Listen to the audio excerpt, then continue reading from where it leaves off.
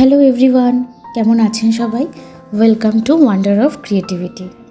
কোনো রকম আলু সিদ্ধ করার ঝামেলা ছাড়াই খুব সহজে বানিয়ে নেওয়া যেতে পারে আলুর চপ। আজকে সেই রেসিপিটাই শেয়ার করছি।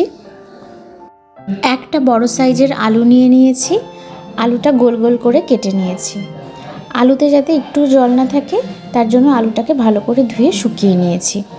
এখানে কিছু মশলা নিয়েছি, ধনেপাতা কুচি, আদা, কাঁচা লঙ্কা, আদবাটা, নুন, হলুদ, জিরের গুঁড়ো, চিলি ফ্লেক্স আর সামান্য শুকনো লঙ্কার গুঁড়ো।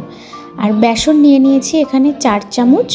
4 চামচ বেসনের মধ্যে আমি এখানে দিচ্ছি 2 চামচের একটু বেশি কর্নফ্লাওয়ার, ওই 2.5 চামচ মতন।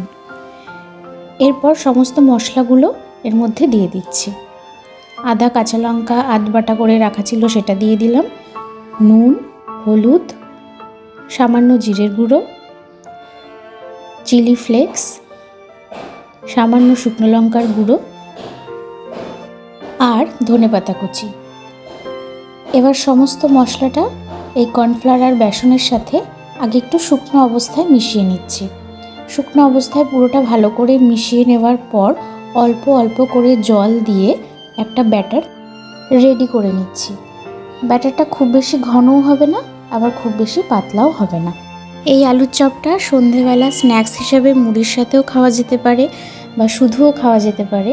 ইভেন এটা লাঞ্চ বা ডিনারে ডাল ভাতের সাথে খেতেও ভালো লাগবে।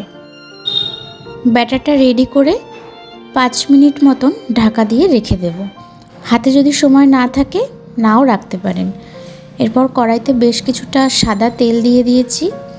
তেল গরম হলে একটা করে আলুর টুকরো নিয়ে ব্যাটারের মধ্যে 2 পিঠ কোটিং করে তেলের মধ্যে ছেড়ে দিচ্ছি। একদিক হালকা ব্রাউন হলে আরেক দিকটা উল্টে ভেজে নিচ্ছি।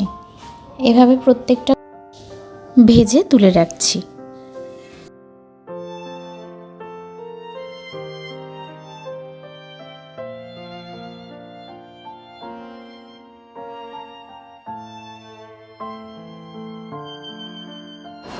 গরম গরম ভেজে সার্ভ করুন।